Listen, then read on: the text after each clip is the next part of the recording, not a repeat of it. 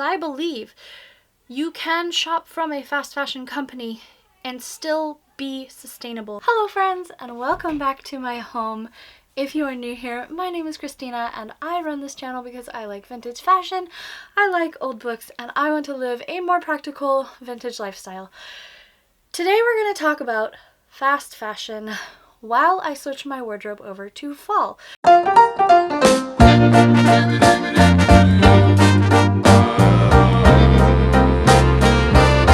So this morning, while I was planning to film just switching my wardrobe over to fall, I got a message that really sparked my inspiration to actually talk about where I am on being more sustainable, how you can be more sustainable when you still have to own or buy fast fashion items, and why I don't think we should ever shame anyone who has to buy fast fashion. Something that I've wanted to talk about for a while, especially as I have moved away from buying or supporting most fast fashion brands. But there are still things that I own or have purchased that are fast fashion, and I do link them when I wear them. So that really opened up a really interesting conversation. If you want to know how you can be a little more sustainable while still owning fast fashion, while being plus size, while being on a budget, while being in a place where shopping in person is not always accessible to you, follow along.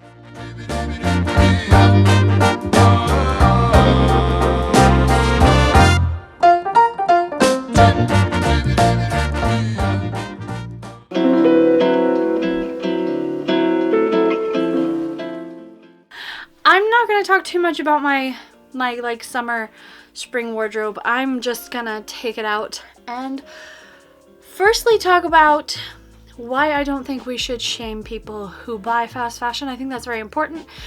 And we all know the saying, there's no ethical consumption under late stage capitalism. However, I think we've all heard that phrase so much that we're kind of numb to it at this point, and it doesn't really mean anything in a practical sense. At least to me, like, we all know this, but we also know that we can all make changes in our personal lives to be more sustainable if we want to. So how do you marry the two? Where is the line that you draw in fast fashion if you are on a sustainable journey and you just feel like you can't justify somebody buying something from Amazon? How could they? It's ruining everything. Here are my thoughts. None of this is to say that any fast fashion company is a good thing. However, I do think there are some points to consider when we're thinking about why people buy fast fashion, and I'd like to talk about it.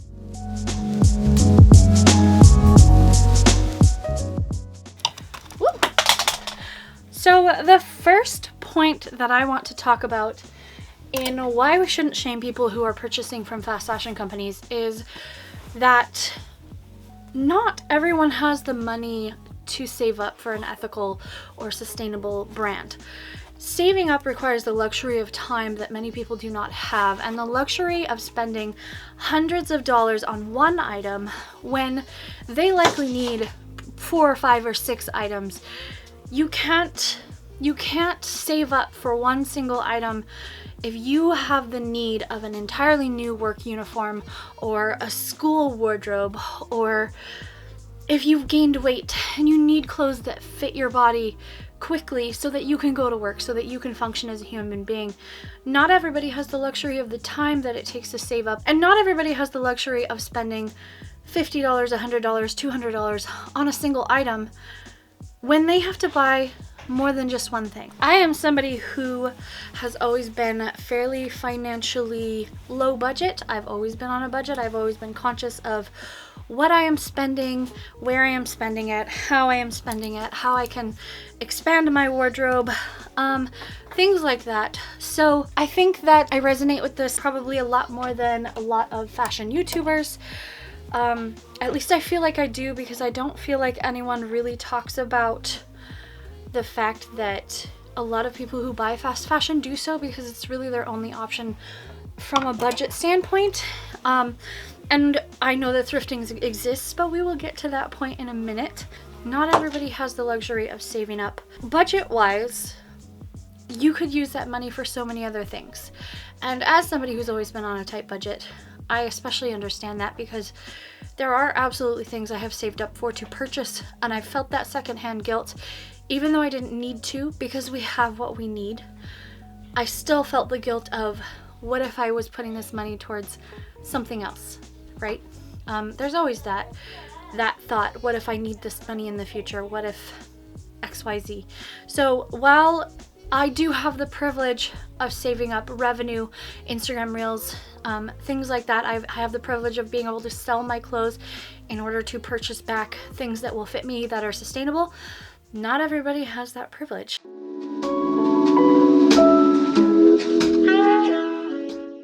Another thing to consider, which is something that I have seen going around, is that we don't need trendy items.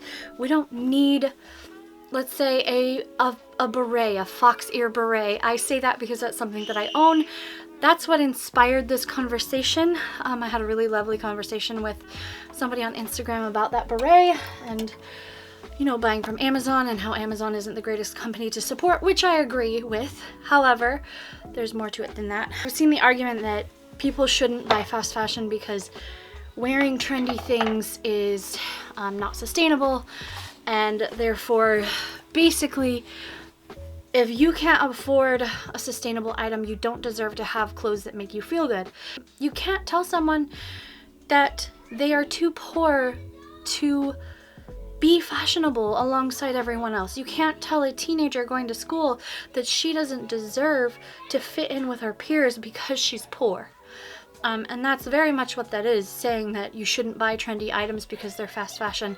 Because a lot of people buy trendy items in order to feel better about themselves. And feeling good about yourself is very important for a lot of people's mental health. So I think that's really important. That's something that not a lot of people think about, especially I think within the vintage community. As we try to be more sustainable, we don't really invest in trends because our fashion is like, 50 to 70 years old.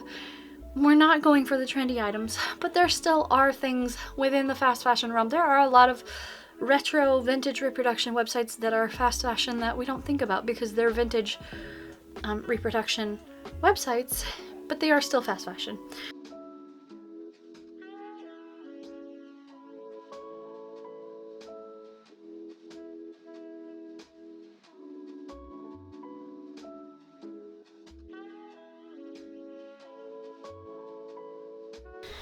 Now I know this dress is really, really pink. However, it's got tones of orange in it, and I think it could be really pretty, like styling it with an orange beret and all the fall colors that are in there. So I'm gonna keep this one out. Speaking of vintage reproduction companies that are fast fashion, this is from Unique Vintage. I bought it while it was on sale, I believe, and it's pink, and I don't think of pink as being fall. However, it's got the mushrooms on it, so I think I'm gonna keep it out. This one's thrifted, secondhand off of a Facebook group, and again, it's like, I think it's a good fall, like very feminine fall item, so I'm gonna keep these two out.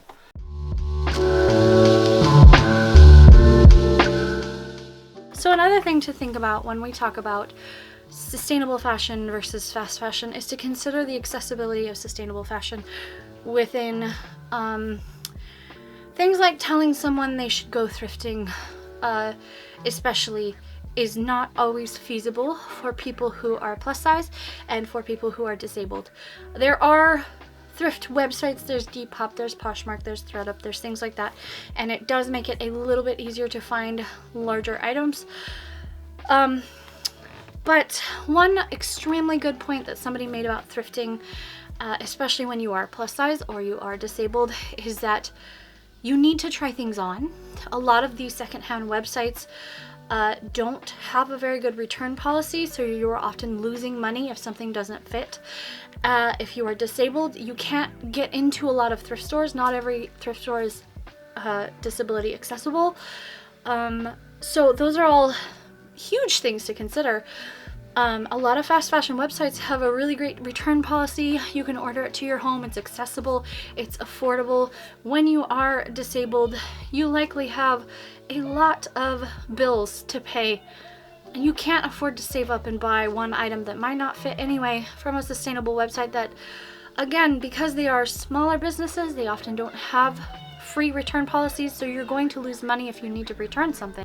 And for people who are low budget or plus size or disabled, you don't always have the luxury of losing a few dollars for shipping when something doesn't fit. So that's another good reason not to judge people for buying fast fashion.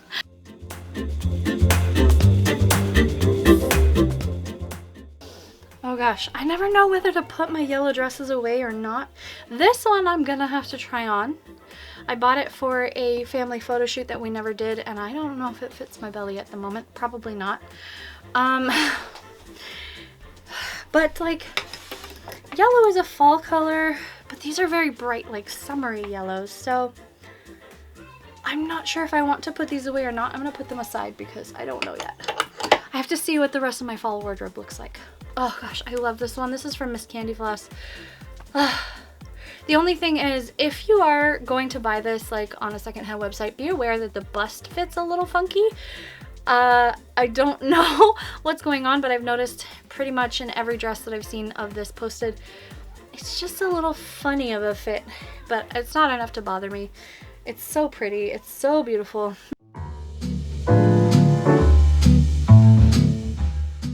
The last thing that I want to talk about, let me keep this out to you, that's pretty cute, is the fact that if you are plus size, sustainable shopping is not always an option. Thrifting is not always an option. And I say this as someone who is, I'm like a size 14 to 16 on the top, and I am a size 20-ish on the bottom. I don't know my exact sizing because I generally go by measurements, but I know that I am firmly plus size in the hips and the stomach, and my top half, I am lucky enough that I can still get away with wearing larges and extra larges, which are considered straight size. I can wear a large or an extra large dress as long as it's a flared dress. I'm very lucky.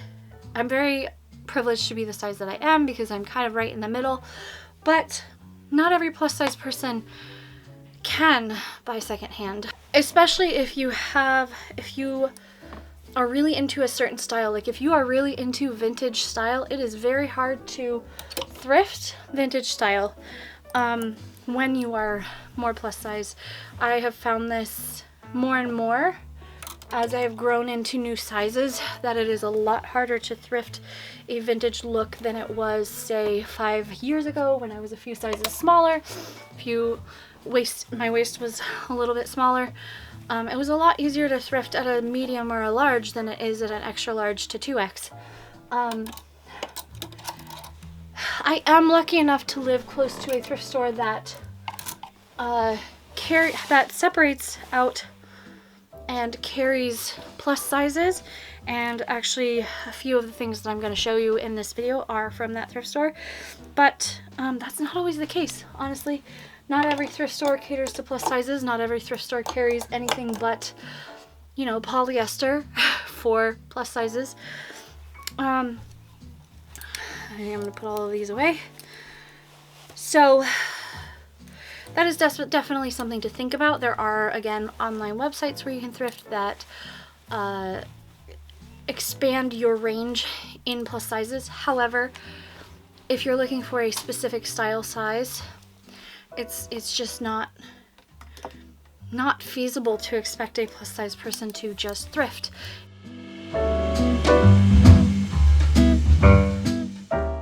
So now that we have emptied the closet of all of the non-fall items, and now that we have a little better idea and understanding of people who may be shopping fast fashion, let's talk about how you can be more sustainable if you want to, if that is your path, when you are low budget, if you are plus size, if you don't have the access to a car to take you places, or you don't have the ability to always return things or sell things. Let's talk about it. I want to talk about the things that I have done personally, and then I will have a few suggestions at the end of the video that some of my friends have made of ways that they shop sustainably as plus size people, sizes that are larger than I am. Let's get into it, and let's put some clothes back into my wardrobe, which is arguably the most fun thing of all.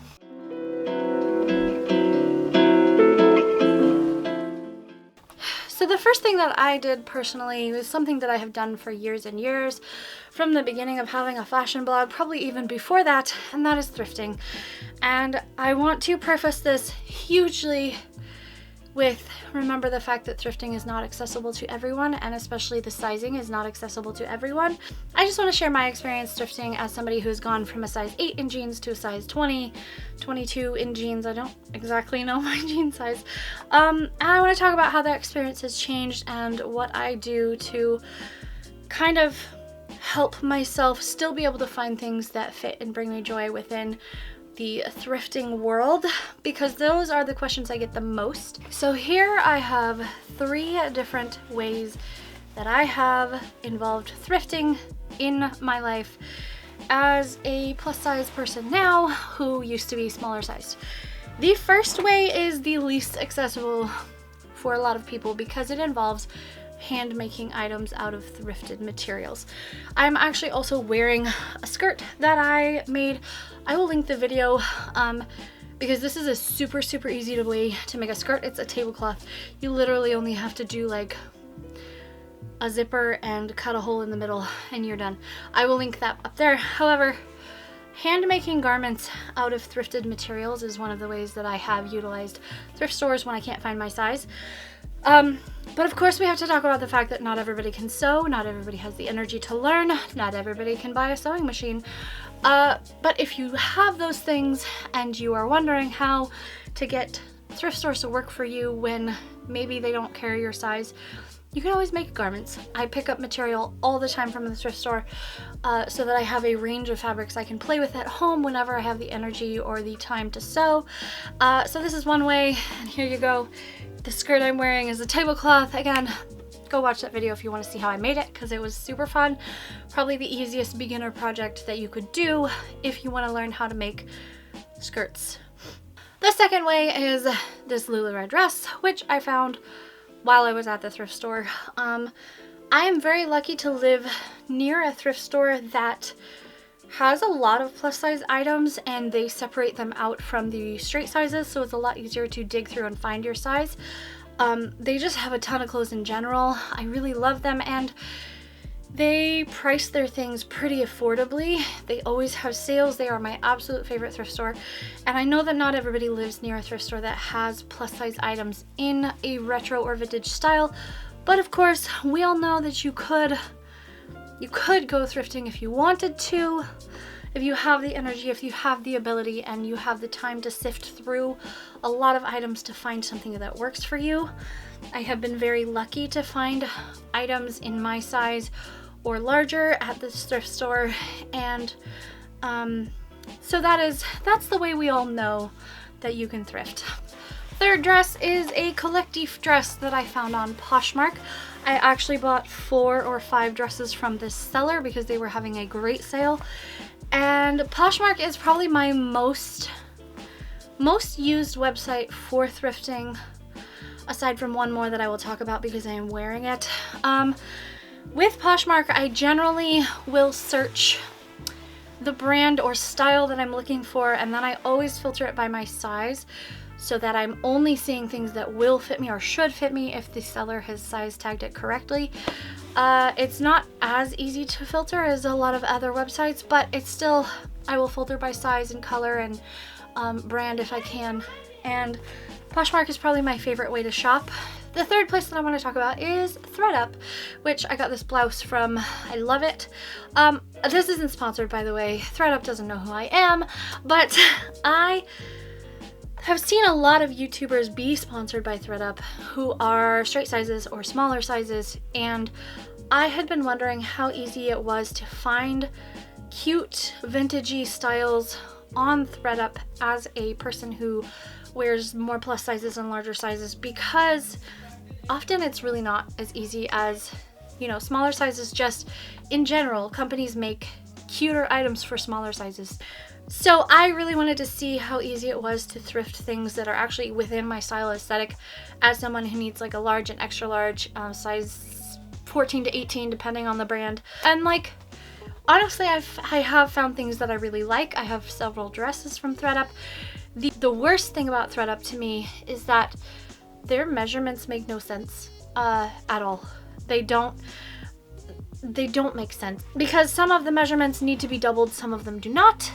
It's very confusing, and I have purchased things that like are my size. According to the measurements, they should have fit me and they were too big or too small. So I will say that ThredUp really has a terrible measurement system, and they are not as easy to, like, if you're searching for a very specific item, I wouldn't go to ThredUp because it's pretty hard to find a really specific thing. However, I feel like it did open up a range of possibilities, and it's a nice way to thrift while being at home and not having to go out with kids and get exhausted. So I do like that aspect of it. ThredUp is a good option, but there's also Depop, Vinted, Poshmark, Etsy, eBay, all of those things. I have a lot of things from all of those websites, and mostly if you're shopping online, the biggest thing I will say is that you just have to be persistent, consistent, and like look all the time if you're trying to find especially vintage items, because they do exist, but they're a lot harder to find in an affordable price because people buy them instantly.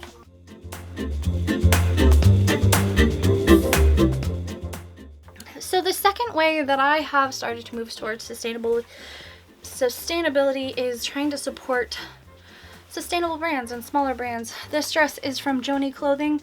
I own a few of their items secondhand, and then I bought a few new, and I have also worked with them on my channel, as you saw last year. I really like Joni Clothing. I think they're a really great brand. Their sizing is accurate. They are pretty inclusive in their sizing. And price range, they are more on like the $50 price range, so it's a little more affordable. It's still not like the most affordable, but I especially really love this style of dress that they make. They always have pockets, and they're great. I would also highly recommend shopping their end of season sales. That is something that I do a lot for sustainable brands that I love that I can't afford. I will wait until they have their end of season sale, and then I can afford things a little bit more. That's what I've done for brands like Princess Highway. I cannot afford them unless they're on sale. Joni Clothing, I buy a lot of things end of season.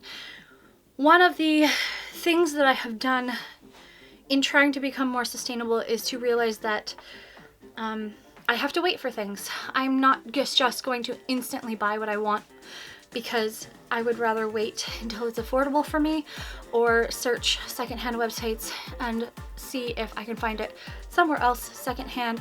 My top wish is to have a mostly secondhand wardrobe, because I think that is the best way to be sustainable, is to buy secondhand. But again, that's not always accessible for everyone.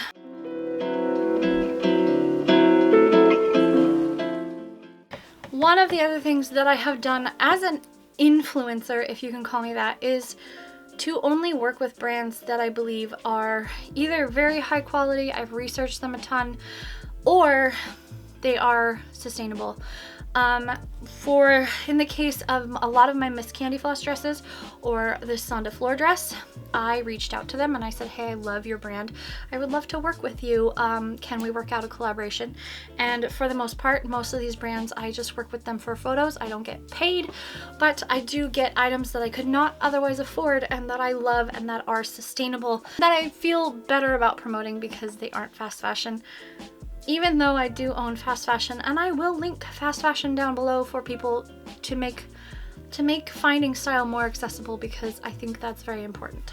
So in the case of the Sonda Floor dress, it was gifted to me. I try to either note that or say it in my video, put it in my link, put it in my Instagram description, whatever, if I'm wearing something that's gifted.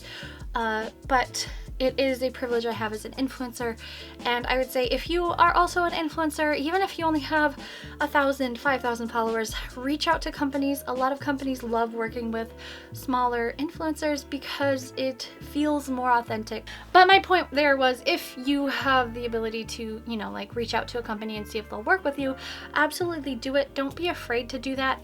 I have been working with brands since before Instagram, when I had a blog and I didn't really have any provable way to show that I even got a lot of views. The last kind of influencer bonus, I guess, that I have gotten in trying to be more sustainable, this is a Little Women Atelier dress. It is absolutely stunning. I bought this with my own money. I have wanted a Little Woman Atelier dress for literal years, and I was finally able to purchase one back in April because that was the first Instagram Reels payout that I ever got, and I wanted to treat myself. And I did want to just talk about the privilege that I have as an influencer to be able to earn payouts that allow me to support small companies, because again, that's not something that everybody has. I feel very lucky to be able to do what I can to support a small business by being an influencer and having either the ability to reach out to companies and work with them, or the ability to earn a little bit of revenue and support a small business. If you have a stream of revenue or the ability to sell off clothing in order to buy something that you love, that's certainly something you can do, and investing in pieces is a great way to have a sustainable wardrobe that you can wear for years and years and years. A lot of people see the fact that I own a lot of Miss Candyfloss dresses and they think that I have the money to purchase them, when in fact all 3 of these were gifted to me over the years by Miss Candyfloss because I love them so much, and I have absolutely purchased, like I said, I own this one that I purchased secondhand. I also own a gown from them that I purchased to go to a wedding that I saved up for. I love Miss Candyfloss, but my privilege as an influencer is that I am gifted these dresses in return for my work. And I just want to put that out there because, again, if you have the ability to work with brands, do it. Reach out to brands, ask them if you can work with them. There's no shame in utilizing that part of your lifestyle or influence to sustainably build your wardrobe with a brand that you really believe in. If that's what you need to do, especially as a low budget creator, then do it. That's something that I have done for years, and it's how I've gotten some really nice pieces, and there's no shame in reaching out to a company to see if you can work with them and save yourself a little bit of money. But again, I only reach out to companies that I actually really like and I believe that they produce nice quality items or they are sustainable. So I just want to put that out there again because I think a lot of people assume that I just have more money than I do. I've been told that I must be in a different tax bracket because I had a Princess Highway overalls, and I was like, no, I bought them on sale. I don't actually have that much money. And I want to be frank about that. Yeah, that's how I've gotten a lot of my Miss Candyfloss dresses. I will always try to say if it is a gifted item in my description, so you can kind of check it out and know if I paid for something, if it was gifted. But I don't work with companies that I don't believe in, and I want to make that very clear. I don't ever accept collaborations or sponsorships or items from companies that I don't think are good companies for people to shop with. So there's that.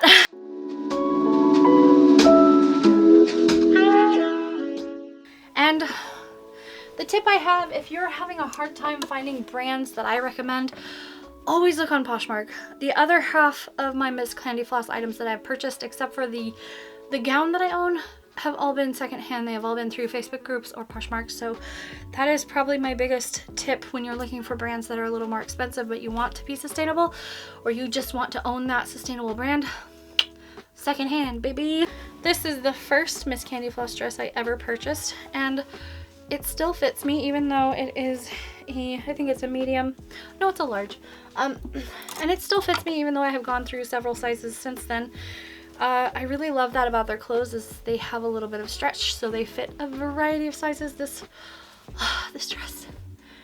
This is just gonna become me gushing over Miss Candyfloss, isn't it?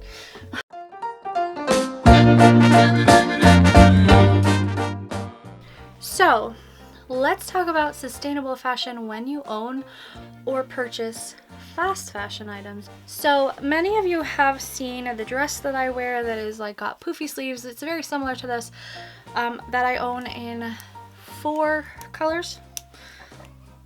3 or 4 colors. I have recommended it before. It is a dress off of Amazon, but it is a cotton dress, and it's something that I personally have been wearing for years. I have also recommended this brand, which is a skirt that I own, as you can see, every single color that they have made.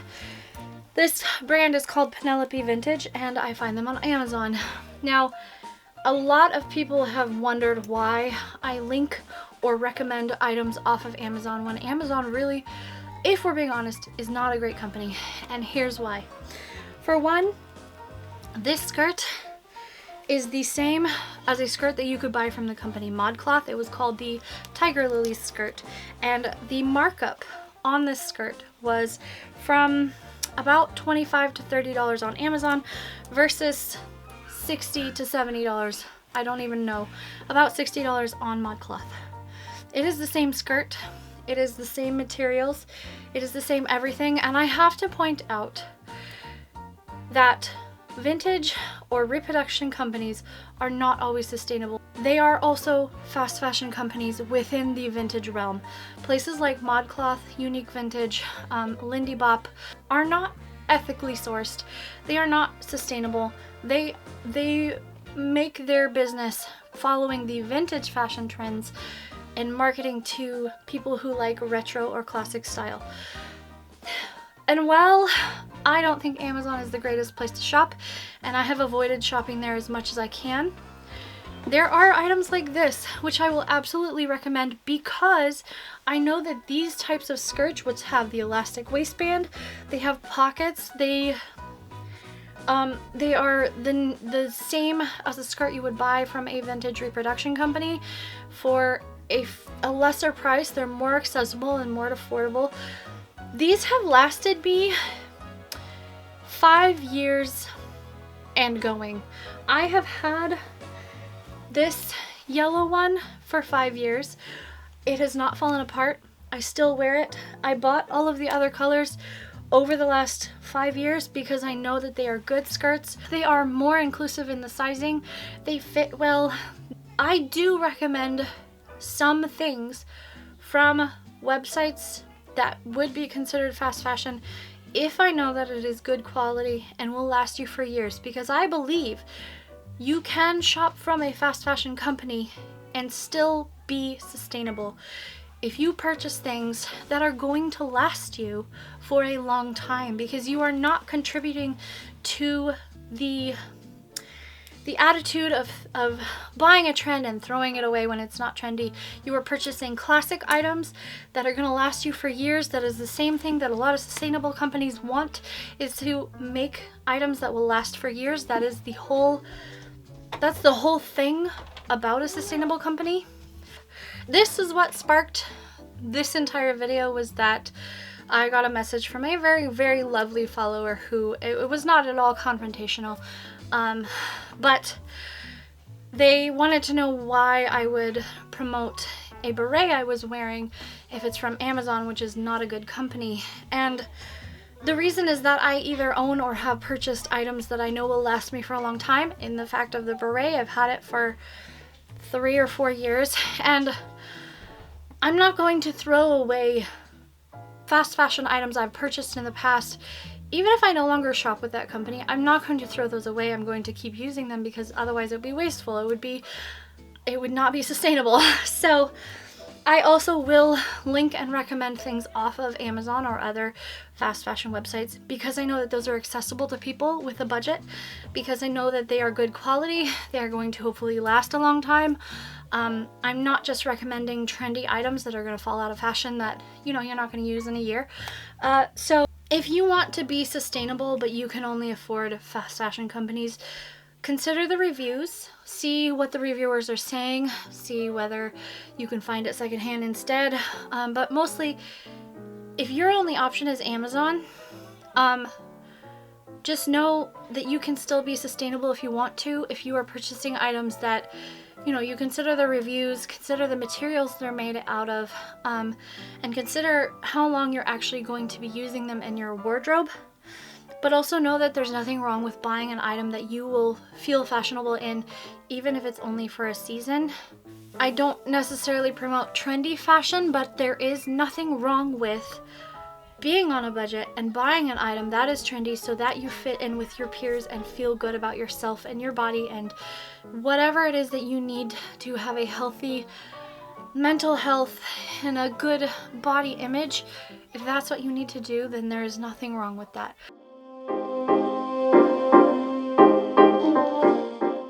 One of the other things that I have been trying to do lately to be a little bit more sustainable and in terms of how a garment is going to wear over time, I have started trying to only thrift natural fibers when I can, or at least something that's like, you know, 90% cotton and 3% spandex, because I know that those garments are going to last a lot longer. The last little part of this video, I think, is going to be just sharing some advice from some of my friends who have suggested how they have started to become more sustainable or stopped shopping fast fashion.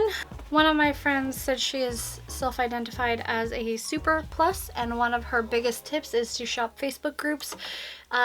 She didn't have any specific ones to recommend, but she said looking for plus size in your Facebook group sales, like plus size in the title of the Facebook group, so like plus size vintage, plus size Torrid, plus size whatever brand, is how she finds groups to join to purchase plus size items. Another one of my friends said that her move towards sustainable fashion was to buy probably about 10 to 20 basic items that she can remix and elevate with accessories. By the time this video comes out, you will have watched my previous one in which I talk about vintage basics, which are things that I think you could save up for to purchase if you want to have a baseline for your wardrobe as a vintage lover. So hopefully that was helpful.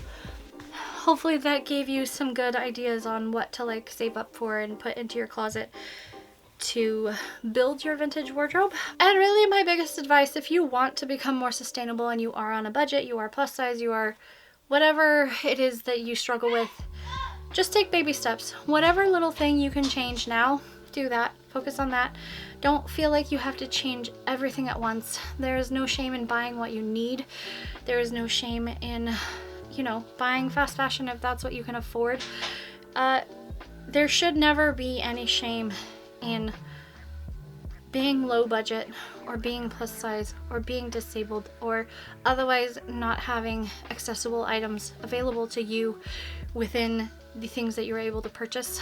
And if somebody is shaming you for that, then they are living in a world that is far more perfect than the world we live in, and they are really not aware of the fact that we can't hold individuals responsible for the actions of large corporations who take movements and flip them towards the consumer to get the attention off of the horrible practices that they are performing. And well, if you want to stop shopping at a certain place, like I have stopped shopping or have never shopped at a lot of fast fashion places, that is great, but not everyone can do that, and you should never ever shame an individual for the actions of a large corporation whom that individual cannot change ever. As depressing as it is to say, we as individuals can only make changes in our own lives, and we should not expect anyone else to also make those changes because their abilities and budget and life is so very different from ours, and we should be understanding of that. I think I have talked long enough. I have gotten the majority of my fall wardrobe hung up. I do have a lot of things in the wash. I still have some skirts to hang. But I think the last thing I could say is just support small artists. Don't only shop fancy websites that are sustainable. Also look on Instagram, find makers, find Etsy shops. I would love to know your thoughts. I would love to know what you do personally to be more sustainable, especially if you are plus size or disabled or low budget, because those are things that a lot of people don't consider when they talk about going sustainable, and it's certainly something that needs to be talked about more and considered more. But I would love to know your opinion. I will not stand for bullying in the comments. If you are going to shame someone because they buy fast fashion, please don't. That's not what we're here for. We are here to make positive changes and encourage people to do any little thing that they can do. So I would much rather hear what you are doing, where you like to shop, what recommendations you have that you have found are affordable or, you know, inclusive. I would love to know. And that's it. I'm gonna finish hanging up my skirts. I hope that this video was enjoyable. I feel like it's gonna be a long one, and hopefully you stayed along for the ride. I'm happy you spent some time listening to me chat about fashion and sustainability and fast fashion and refilling my wardrobe to be a thumbnail. And that's it. I hope that wherever you are feeling safe and loved. And until I see you again, have a beautiful day and thank you for watching. Bye! I forgot what my intro was. What is in the pocket? What? There's a thimble in the pocket and I have no idea where it's from. Anyway. Raindrops on roses and whiskers on kittens. So, oh, take it to Daddy.